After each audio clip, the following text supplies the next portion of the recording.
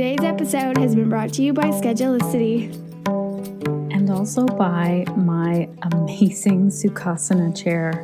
If you have seen my Instagram stories or my Instagram posts, you have probably seen my chair that I got this year.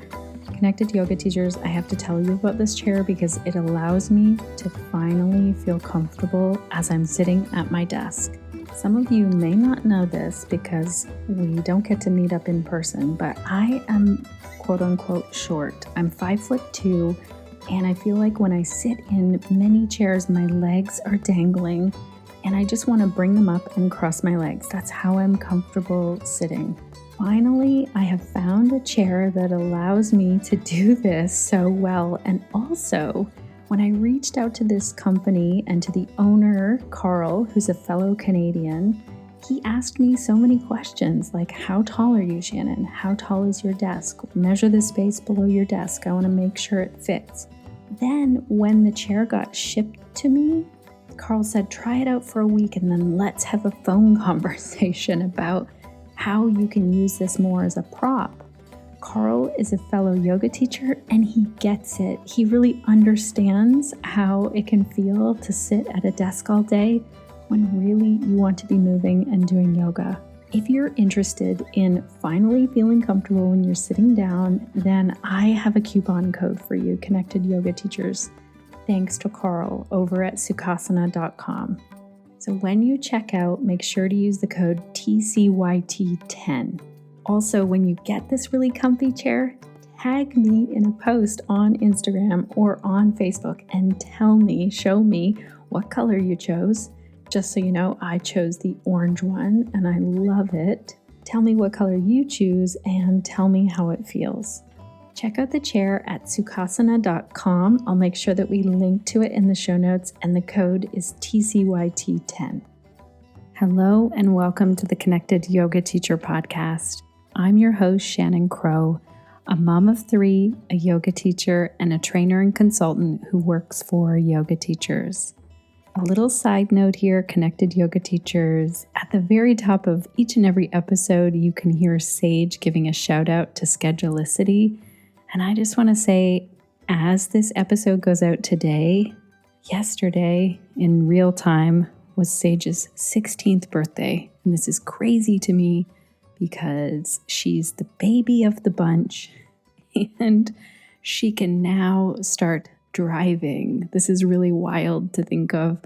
And so happy birthday, Sage. You've been just a miracle since birth. At 29 weeks, Sage was born 2 pounds, 11 ounces, and went down to 2.5 pounds. She used to fit in the palm of my hand. Now she is much taller than me and one of my best teachers. Alrighty, let's dive in. This podcast was created for you, dear yoga teacher, so that you can connect to the information and inspiration every single week and feel supported as you navigate being a business owner and also a yoga teacher. One of the ways I support yoga teachers is through the Connected Yoga Teacher Facebook group. And in there, yoga teachers can ask questions and find answers in a safe place.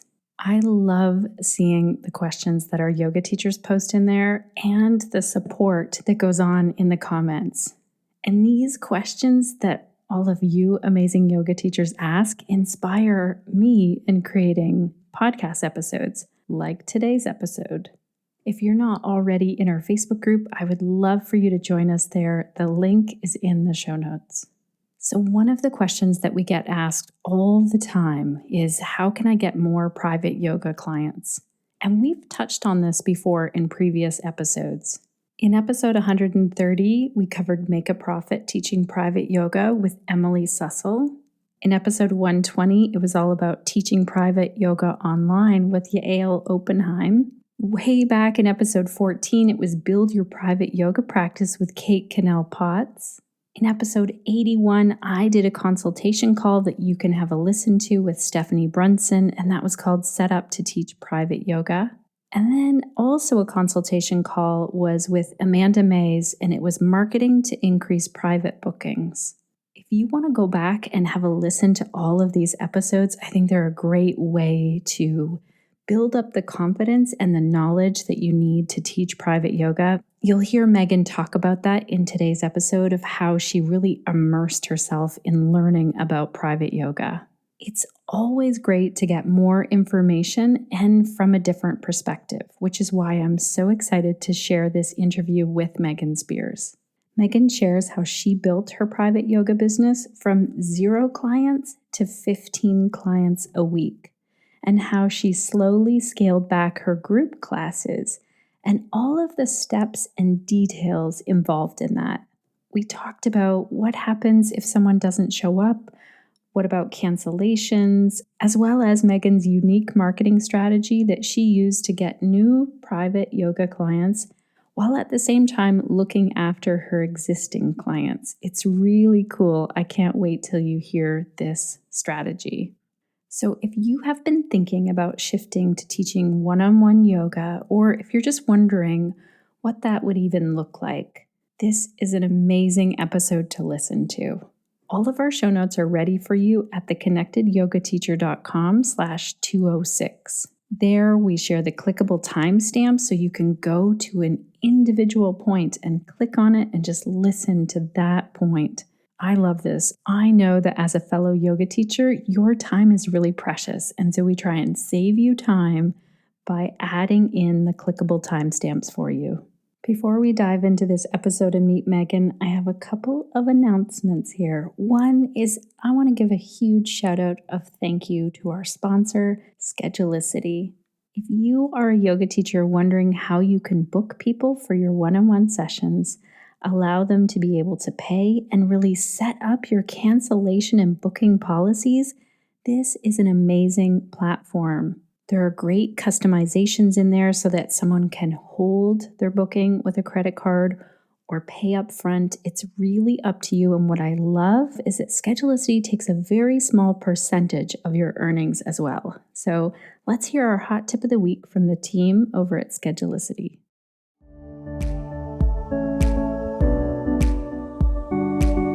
Hey Connected Yoga teachers, this is Shannon with the Schedulicity Hot Tip of the Week.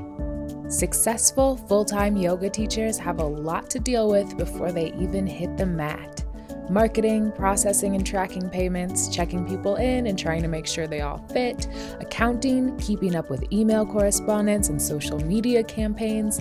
You may feel like you need a personal assistant, or maybe you just need Schedulicity. You've spent hundreds of hours learning how to teach others to manage the complexities of their minds and bodies. Let Schedulicity manage the complexities of your online scheduling and marketing. You deserve a few hours to yourself.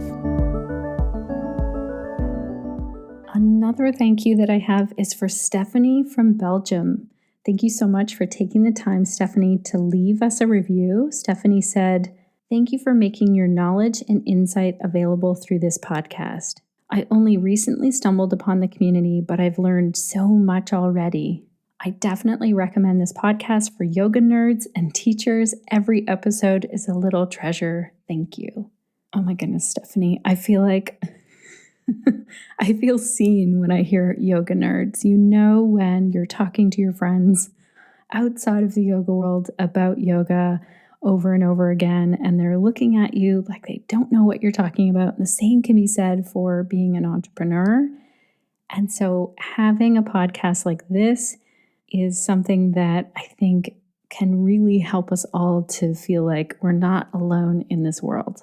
That's my hope anyway. That's my mission. And this is why I love talking to people like Megan, fellow yoga nerds and teachers.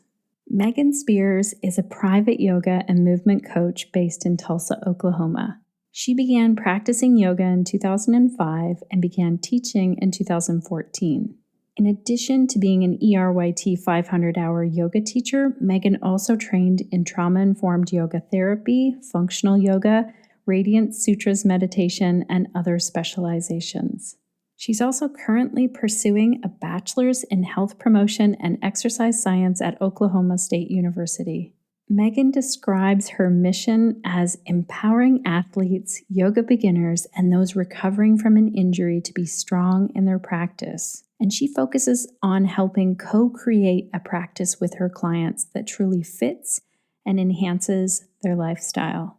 I also want to tell you, Connected Yoga teachers, that we originally did this as a live interview. So if you want to watch the whole unedited video version, I'll make sure that we link to that in the show notes.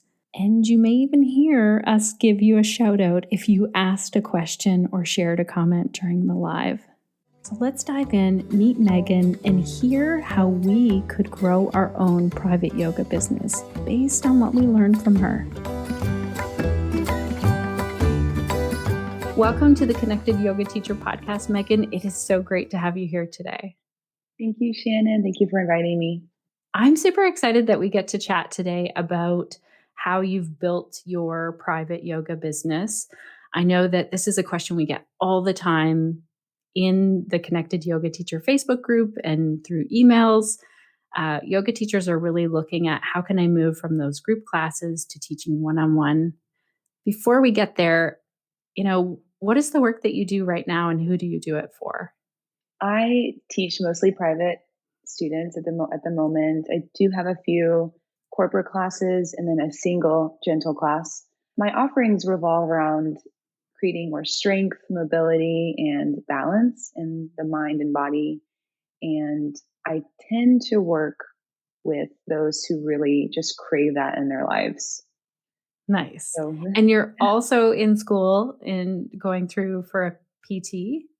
I'm in school. I'm getting my undergraduate degree in health education and health promotion, and I'm in the application process for physical therapy school.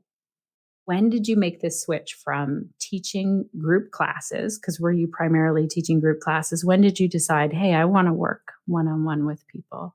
Yes, teaching primarily group classes up towards 20 classes a week and loving it. I had all this energy to teach at like 6 different studios in my town. And at the same time, I had a few people asking and emailing me to see if I could teach them privately. And of course, I said yes. I've said yes, but I was extremely nervous because I was out of my comfort zone completely. Very comfortable at the time teaching group sessions, and to teach a person one-on-one was exciting, but also very scary. So I started to read different blogs and listen to more podcasts and just took a deeper dive into what it looks like, what the difference was between teaching a group session and a private session, because I knew there was a difference, but I didn't know it well enough to feel comfortable, but I wanted to say yes. So what was the original question? I got lost in my own story. No, I just want to come back to this because I think what you called out, like my original question was, where did you make that switch? But I want to bring back to what you said about how it was difficult and you didn't feel like you were prepared to do that, which I want to call this out because I think this is something that all yoga teachers feel when they leave a 200-hour yoga teacher training. Most, I can't say all, most yoga teachers tell me that they don't feel prepared to teach one-on-one, which you're about to enter into this whole realm of PT education. And it's the exact flip. It's like you'll work one-on-one with people and it'd be this really weird thing if you were, getting all your knee surgery people together and going to work with a whole group of them. Can you imagine? So can you talk about like why you felt like that and what prepared you in that moment then? I felt unprepared to teach in one-on-one sessions because it felt so intimate and so specific and individualized. And at that time, I was much more comfortable teaching a general and planned class with 5, 10, 15 people. So to be in a single room with a single person and have to switch my plan on the fly based on their energy, their mood, their needs, their requests was a lot to hold in my own heart and my own mind. So I started to read different blogs and listen to podcasts with people who were private teachers or who were physical therapists, physiotherapists, and just started to dive into what an individualized practice looks like and how I could be in that place. And so the switch for me, I landed on a blog by Francesca Cervero and commented on the blog saying, "Thank you so much. I have a private client and I feel like I'm messing everything up. I feel like I'm doing everything wrong. And your blog helped me see things that I could improve and, something else. And I said, thank you so much. And she responded to the blog post and said, hey, Megan, blah, blah, blah. And so I just continued to follow her and eventually participated in her private yoga teacher program. And from there, she offered homework within our community to offer like a big package, like 10 classes for half off. That way we could have a client or two for 10 full sessions so that we could really stay with them. Because what tends to happen is we will have one person reach out and then we'll do one session with them and then they it's not on their schedule, it's not on their mind in that way. So by having them pay for a bigger package for half off, they get a deal and we get to stay with them for 10 sessions, which could be 2.5 months. That is a really great tip because then they feel the difference. You see the difference as well. You really learn how to work with that person. Knowing what you know now, when yoga teachers say to you, like, how would you do this? How can I be prepared? And going from teaching groups to one-on-one, were there some things in there that was like maybe you learned something about working one-on-one? Like, how is it different now that you know both worlds? There's a little bit more back and forth within a private session. And it's funny, now that I teach mostly privates and then I subclasses that are group classes, I find myself wanting to ask the students, how is that? Right. Where do you feel that? And do you want to make some adjustments here to make you feel more comfortable? Like I'm asking that in their group classes in this vinyasa flow class. And I realize that I'm actually stopping the flow to ask questions. Right. So there's more conversation. I feel there's more conversation and more adaptation within a private session. So you started to realize that there's more conversation in a one-on-one session. How did you actually go about building?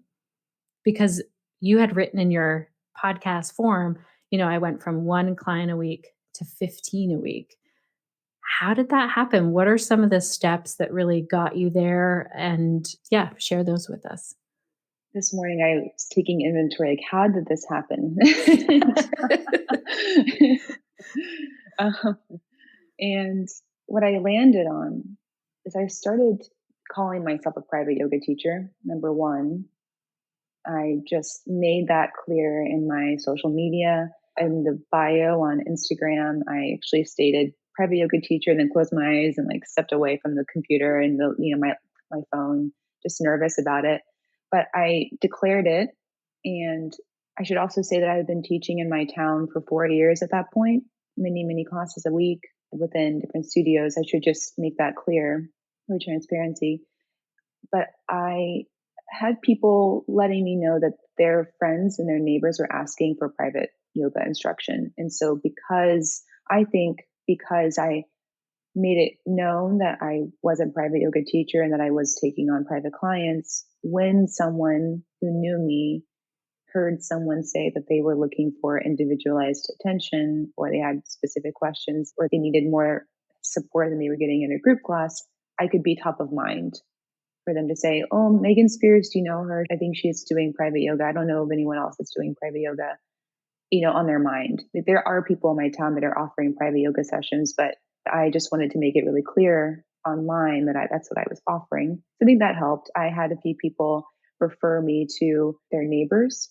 And then a senior yoga teacher in town decided to retire, and he suggested me to one of his previous yoga clients. And then a couple of people, that had 2 people reach out for the large package deal of 10 sessions for half off. And I worked with them and I continued working with them after their package had ended for Right. the full price classes. Now, do you still do 10 package? No? What do you do now? Now I do standing abdomen classes. Like one off, like everyone but Mhm. just books the next one.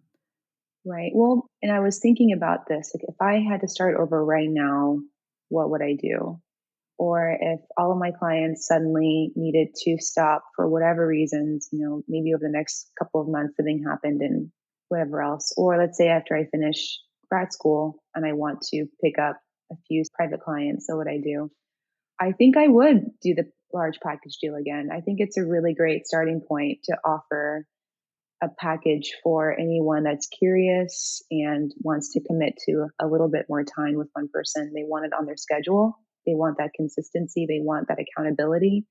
So if I were starting over, that's exactly what I would do. Okay. This is so interesting that then you've switched, and it's probably because you're booked, just like a massage therapist starts to get booked and they don't need to book packages of 10, but it really helped you to build that business and build the confidence and also build the results with your students. I love that. I also want to just call back to how you said, like, if you had to look away when you posted this on Instagram, like, it sounds like it wasn't an easy ride. You weren't just like, yes, I am a private yoga teacher and I know it, like, in every bone in my body. It sounds like it was a challenge all the way along, which I'm guessing wasn't felt by your students. I think that's an important thing. Kate's here and says, I've had a few new private students book once and never again. So, do you have any tips, Megan, for what it's like to have someone book, do a private session, and then never book again? Yeah. Thank you, Kate, for sharing that and asking the question. I have too experienced that recently, where people will have one session and then they won't answer the email again, right? And that's challenging because we want to help. And Kate, I wonder, and anyone else is curious about this, I wonder if a 10 class pass seems like too much to the person. Maybe this is something that I've gathered from Francesca too, Francesca Cervero, is to offer 3 classes for the price of 2. And that way we can have some consistency with them for, 3 weeks. And, it's nice to put a little bit of parameters around it where they, maybe this offer is good for a month. So they have to use those 3 sessions within a month. We give them a little bit of parameters and some boundaries. That way they can put in their schedule and, and move forward into their private yoga experience and consistency. And so, are you mainly meeting with people in person or online now? And what was it like before COVID? Was the ratio different? It was 100% different before COVID. Yeah. Yes. So before COVID, I met all my clients in person.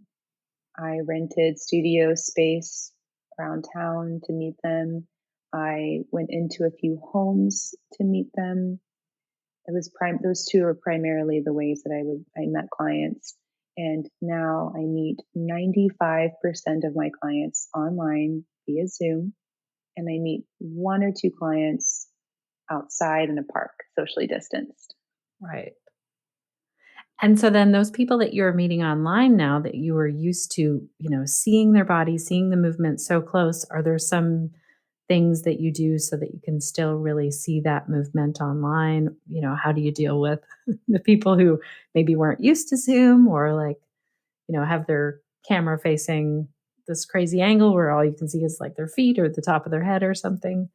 At the beginning, I think back in March when we realized, oh, we need to switch a few things up, I sent an email to all of my clients and let them know that I was keeping an eye on where we were and looking at ways to stay safe and still meet.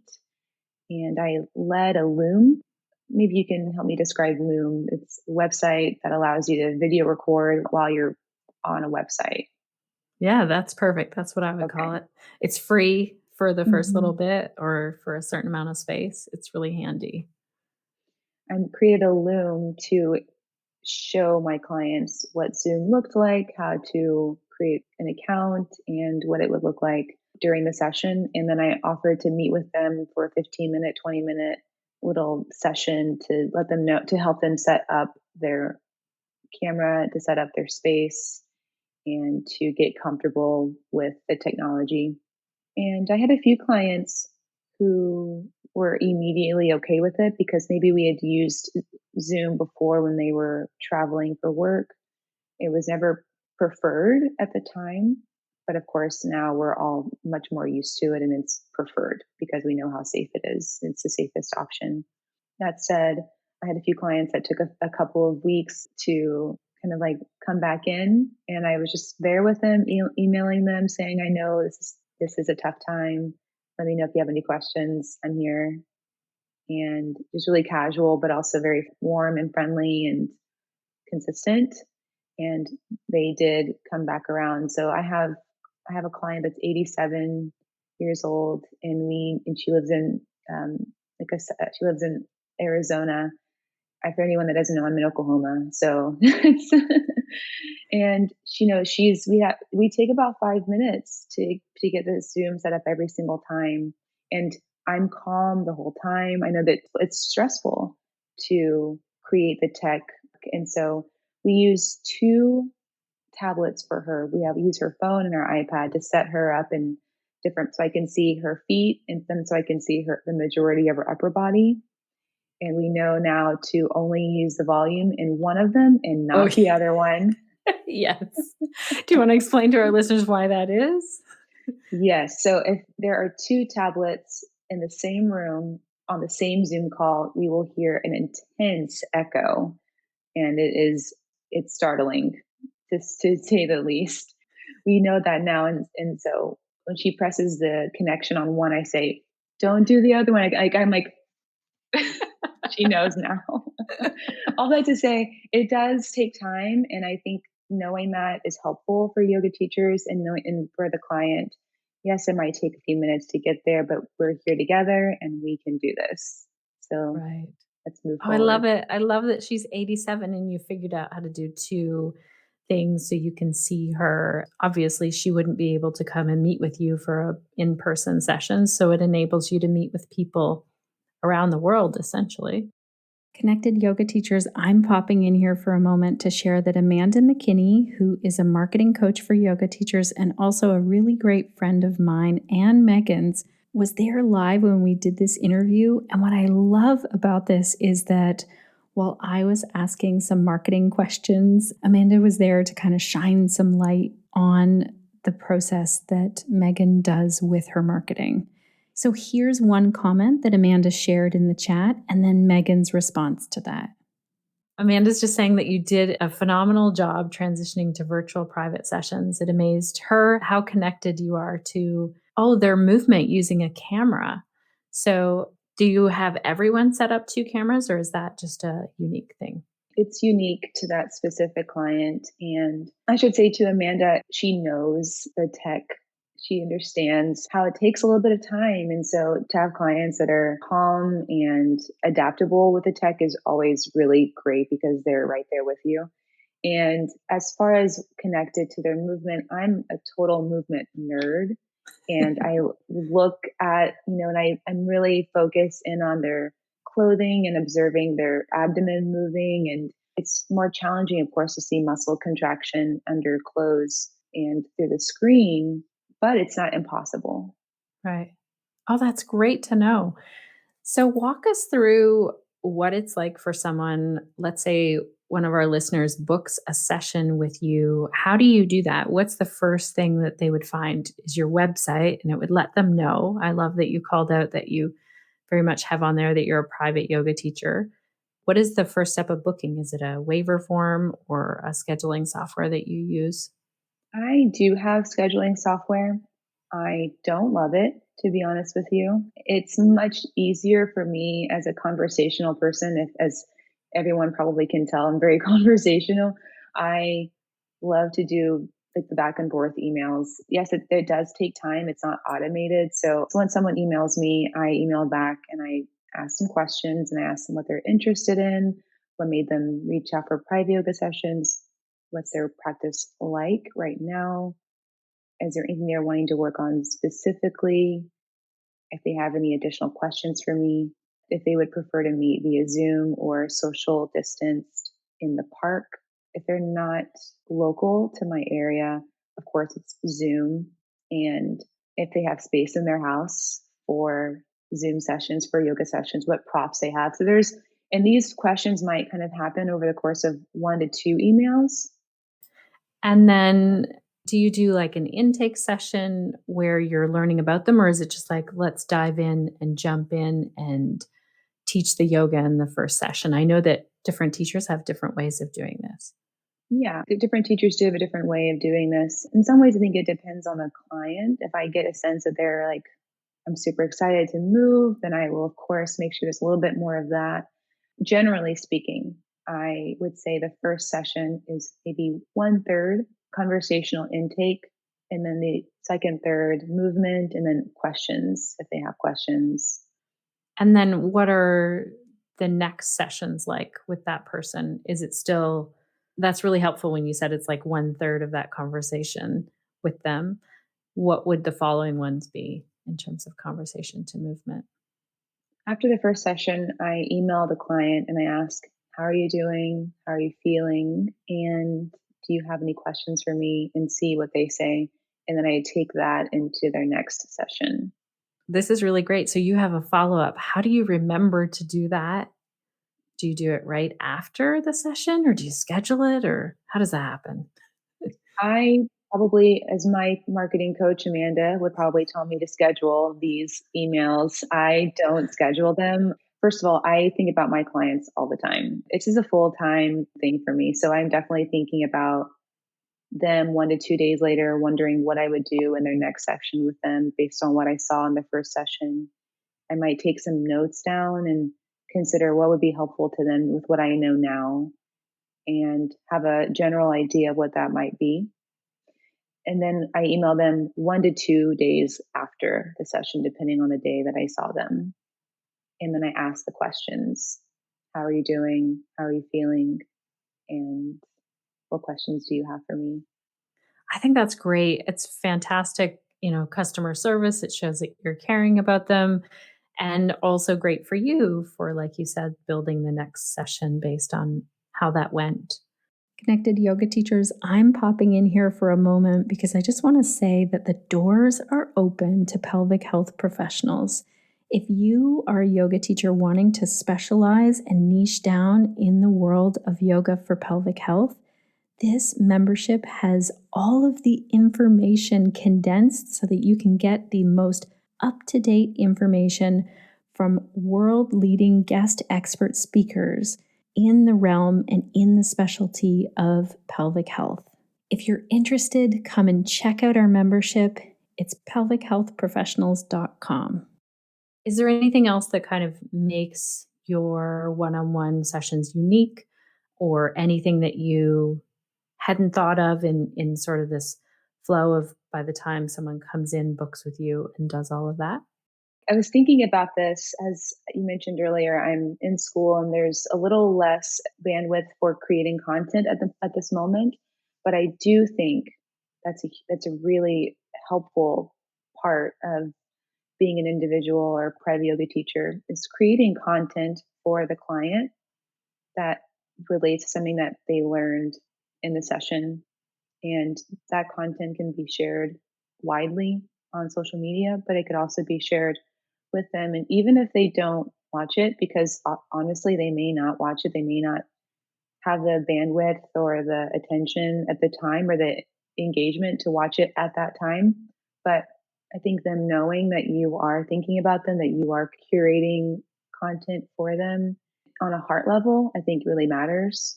And it's also great because if they're a client that you love to work with, which I'm assuming most clients that we work with are, it's great to share those tidbits on social media. So it's like twofold. It's, of course, it's helping them know that you're there and that you're available to support them. And you can also share that content on social media. Oh, this is amazing. I love that you're starting to talk about the marketing stuff. I know your marketing coach is like here. Amanda McKinney is your marketing coach. And I definitely saw that coming through when I was following you on social media. I was definitely seeing you putting word out there. So if I'm hearing this correctly, if someone comes to see you and then you think, oh, this would be a great thing for them to do as a follow-up movement or flow or whatever, you would make a video and share it.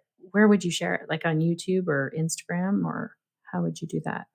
In the past, I've shared it on social media, and I may have sent it directly to them through their social media or maybe through email.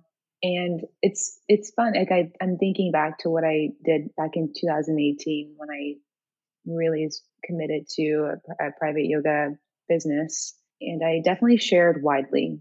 It may not have been video; it may have been words, like some E-RYT, pranayam, or locust pose. Like, I would just relate it back to something I did with a client.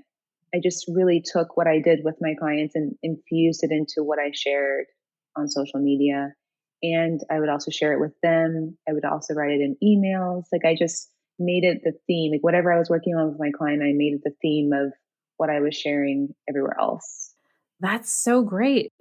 I think that's so amazing that you're taking care of your client, you're making this video, but then you're also repurposing that and sharing it out on social media because like you said, you're then attracting some of those same people, like that same, maybe someone's like, "Oh, my shoulders because I'm, sitting at a desk all day." You create that content and you get more people like that. That's amazing. I want to get to this question because I think it goes along with it. Do you provide postural analysis or homework for your clients? Thanks for asking. I do now. I do that now because people ask for it, and people ask for homework, they ask for postural analysis. If they don't, then I don't, if that makes sense. If that's not something they're interested in, then I won't offer a postural analysis. Does that make sense? Yeah, I think that's great. And also, I know as someone who primarily works as a private yoga teacher as well, some of my students are like, I just want to show up each week and do the yoga here. I don't want you to give me homework between our sessions. Don't do that. And I love to give homework because I get really excited thinking that someone might be doing just one tiny thing at home. But some of my people are like, nope, don't want that. So I've that's had people great that you follow like what their lead is on this. just follow their lead. And I too have had clients tell me specifically, do not give me homework. I'm not going to do it.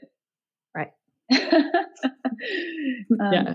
And so those who are interested, here's the general idea. If what I offer, if it's going to help them stay engaged, then I do it. Right. And if that means that I completely take away with postural analysis or nerdiness about a meditation practice, if their eyes glaze over, then I understand, okay, that's not how I'm going to teach them. I'm going to teach them by doing, not by going through a technique with them. It has to be lived and experienced with some of my students, and that's absolutely okay. So I think understanding what those signs are within a client, like do they learn by experience? Do they learn by having homework and having a book to read? I have clients that ask me, can you suggest a book for me to read? And then we'll take some of the lessons from that book into our sessions. Or I'll have clients who maybe one day will have a posture based class and the next day they say, I'm so tired. I'm so blank. I'm not feeling it. I want to just do a restorative class. And then I just completely do away with some of the postural stuff. I don't focus at all on anatomy, and I focus completely on their subtle body and feeling held and supported by their bolsters and their other props. This is so good. This is why people love private sessions because it's like I'll just show up on the day feeling like I do and you'll create the class for me. I think this leads really well into this next question. This listener is saying, when transitioning from group classes to private, how did you deal with the pushback from students who either don't want to do privates or don't want to pay? And asked another way, this is, are your group students the ones that are signing up for private sessions? Because in my experience, my group classes weren't really the people that were the majority of my private sessions, but maybe it's different for you. Did you feel some pushback? Did you market to those students? Did they become private yoga students?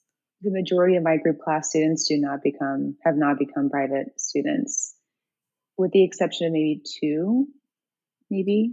And I didn't have pushback from students in terms of private sessions because they weren't the ones reaching out to me. I also continued to have group offerings for a long time. For more than a year and a half, I continued to teach a variety of group classes while hosting my private students as well. so that there were options for people to get to know my teaching style, to get to know me, for me to get to know them. Such a huge deal to meet a variety of people. So, in terms of pushback, it seems like there might be, in my mind, I'm wondering if there's a little bit of a, like, this is only what I'm teaching now. And I think having a slower transition is maybe more beneficial if you're feeling like there's a struggle. That's a great tip to have. Like if like you said, you had 20 classes, group classes a week, you could slowly say, all right, I'm going to replace that time with a one-on-one session instead of just wiping the slate clean and saying, okay, I need 15 people to book this week for me to pay my bills. Right. This slow transition. And I think the other thing that I want to highlight here, you know this because you've been working one-on-one with people for a while. The pushback I hear mostly from teachers, not from the people who are booking one-on-one sessions, is, well, why would it be worth, the same that you would pay roughly for a massage or a therapy appointment or maybe more than that? Why would anyone pay for that? And I think, have you been to a massage lately? Have you been to therapy lately? Like you feel crappy going in and you feel great leaving the class. Like that's what's worth it. Do you have any tips on that, Megan? When we hit that in our own mind as a yoga teacher, like, oh, people are just used to paying like $10 or $15 for a class or something. I did have this in my mind too, moving forward at the beginning, especially at the beginning of my private yoga business. I was going to therapy and I made myself book certain treatments for myself. That way I could have the experience of being taken care of and paying the money to be taken care of. I observed myself in those experiences. Like, what does it feel like to book? What does it feel like to have an email conversation with this person? What does it feel like to arrive, to experience the treatment or the support, and then to leave? I observed myself in all of the aspects or points of contact within that specialized treatment or support. And from there, I gained the confidence to say, yeah, this is what I offer. And this is really impactful and this is really helpful. Yeah. I think this is such a great tip. If people are wondering, what would it be like to become a private yoga teacher? Try and book some private sessions with different people. You can book with people all across the world now and see what the experience is like and pick different things that you like from each teacher. I really gain a lot when I work one-on-one with people. And, I'm saying try different people. I also have gained a lot with sticking with one teacher. I remember when my private online teacher said, you know what, Shannon, you're not getting to your morning practice. So how about we split up your hour into 3 sessions where we do it first thing in the morning. When you wake up, you pop on in your pajamas or whatever, and let's make this a habit. I was like, oh, she's really holding my hand in this. It was great. I love that. Yeah. I feel like I have a few clients that I could maybe suggest that to them. Like, Yeah. maybe we could make this even easier for you. Like, just like make this make more sense for your life right now. Yeah.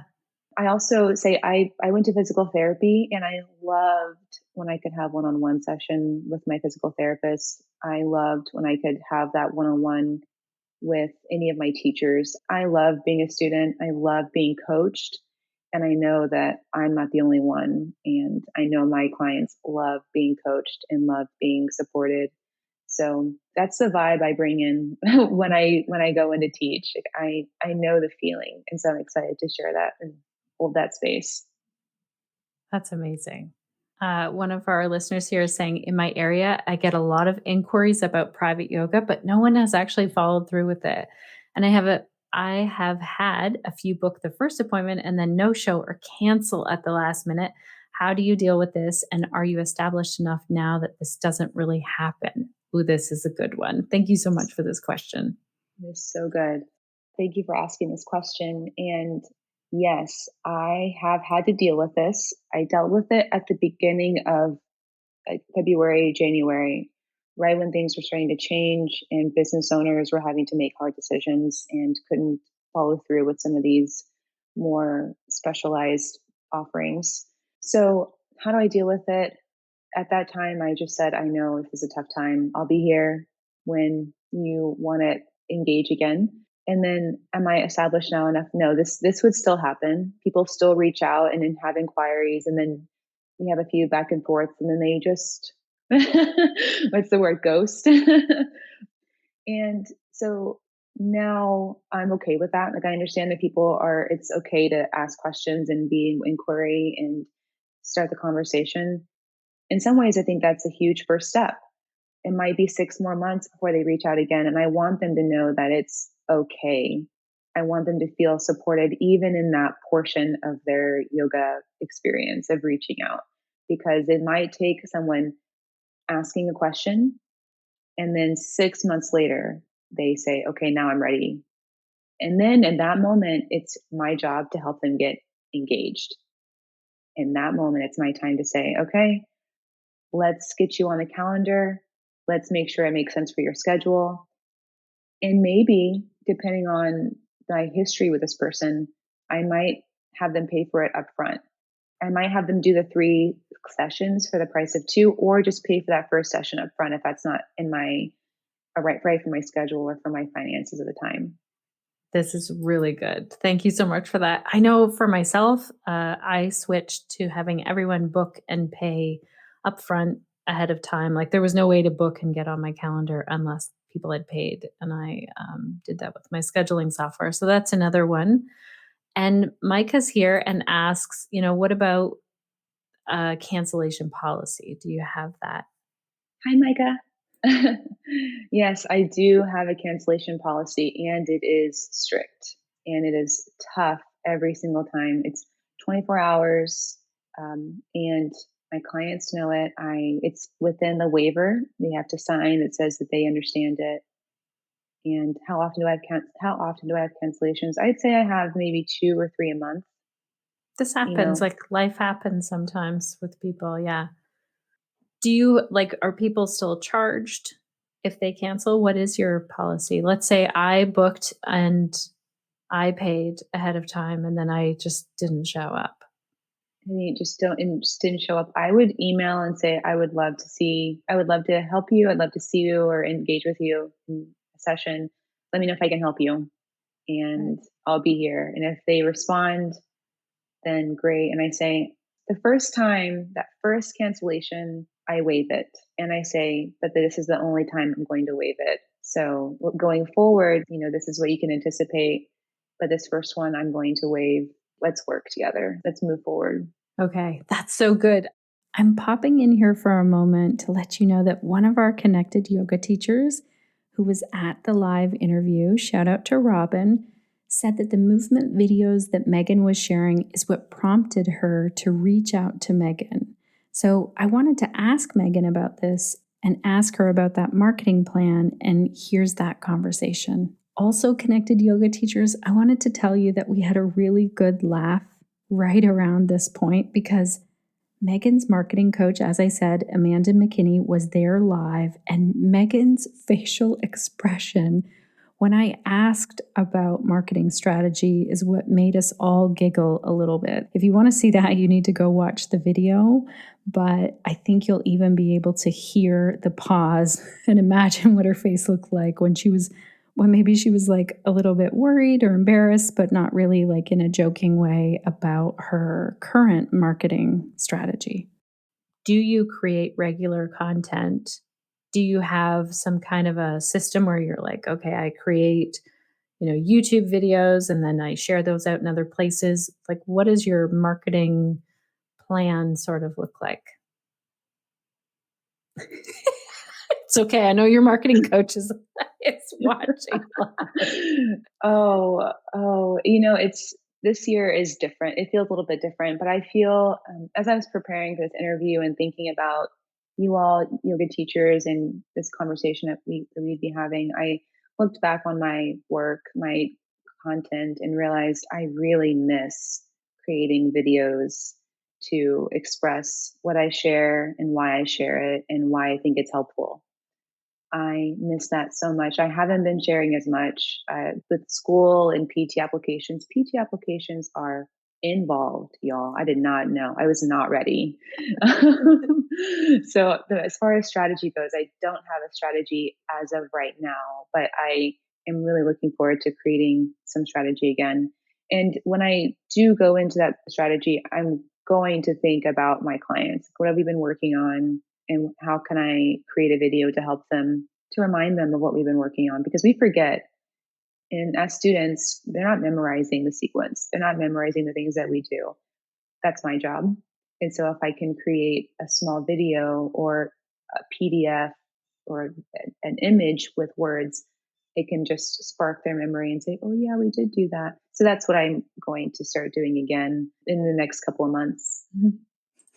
Amanda's saying she's laughing so much right now at the marketing question. Your face was priceless. You're doing great. I think this is the other thing that happens when you build a business and you're like, I have 15 clients a week. Your marketing tap can turn way down. Like those people are referring, your marketing is word of mouth and, people knowing you. And I remember working with a yoga teacher a few weeks ago who was saying, okay, I want to book one more person in a week, but I'm spending all of this time doing social media. I was like, cut your social media time and make that spot a one-on-one session. She was like, oh, right, I can do that. So I think that also happens. Mm-hmm. Amanda's also saying that you've sustained your business without a marketing strategy because you've done so much before you took a step back. I posted a ton. Tell us about that. Like when you were building that and you were at those where you're like, nobody's booking. I need people to book. What was the content strategy like then? By the way, Amanda, thank you for mirroring that because it's hard to remember sometimes the things we've done in the past. I shared my weekly schedule every week. I made an image on Canva with a picture of me and the schedule. And even though I don't know if it really helped, I did it anyways. I participated in several challenges with different teachers that I work with that I learned from. So those were really big and those were really happening back in 2018, 2019. They're happening still now, but they're not really in my field at the moment. Like I'm not really seeing them a ton, but I love them because they gave me a little bit of inspiration to post weekly or daily for a while, like in different spurts.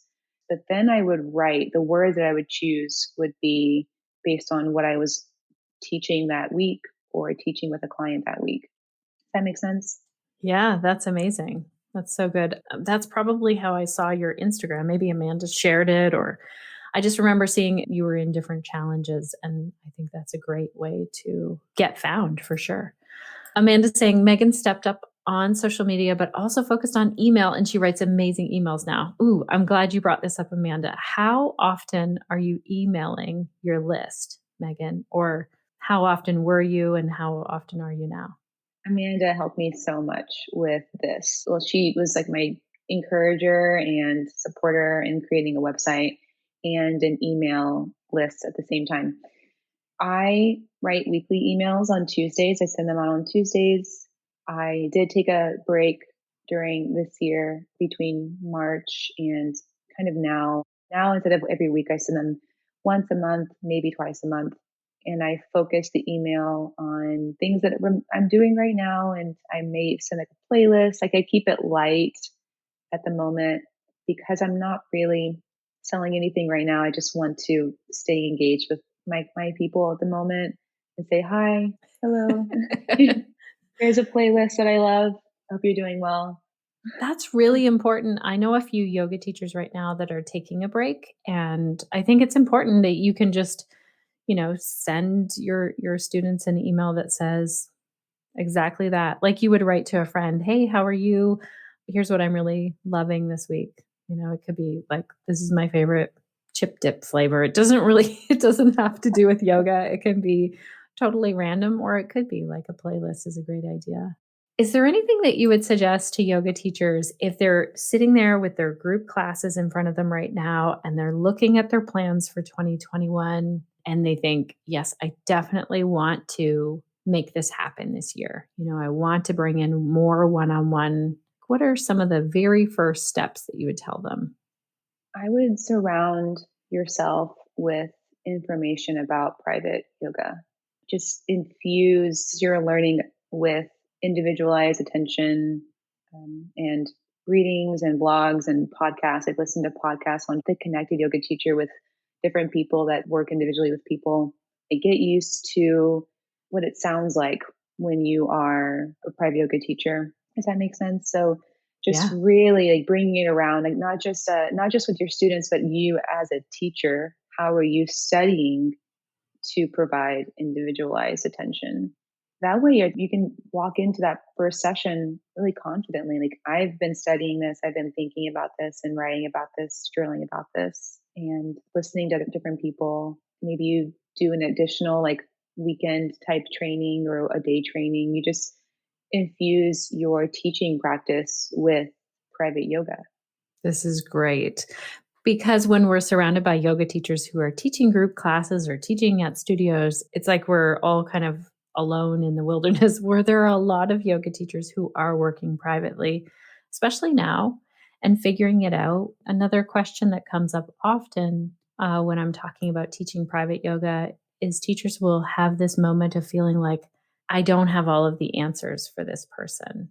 What would you say about that? That's okay.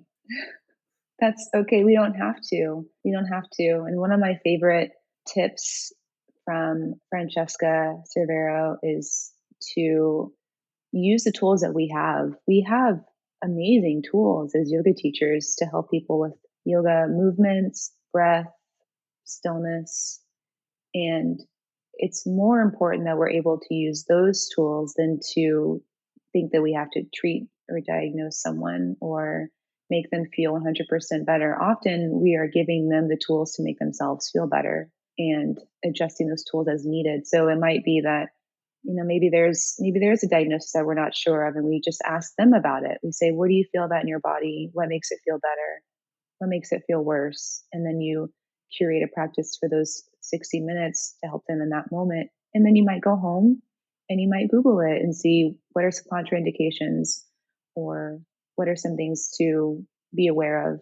And maybe talk to one of your senior teachers in your town and make that connection. Ask, have you seen anyone that has this? Or what would you do if someone had this? And just, I think there's a lot to be said by being curious and being okay with not knowing.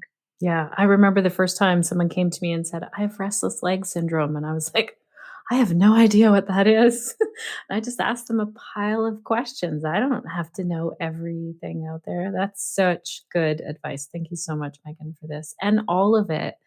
I agree. This has been gold listening to this and your experience. I appreciate so much that you called it out right at the beginning, that this just wasn't an easy, like, yes, this just falls into place. It was uncomfortable and you really made this work. So if people want to reach out and find out more about how to work with you, I'm going to stick your website up here, meganspearsyoga.com. Is that the best place to hang out with you, or is there another place?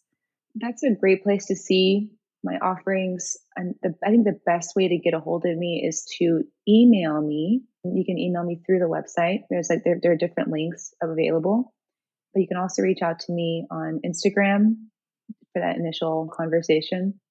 Megan Spears Yoga on Instagram is the same as my website. That's amazing.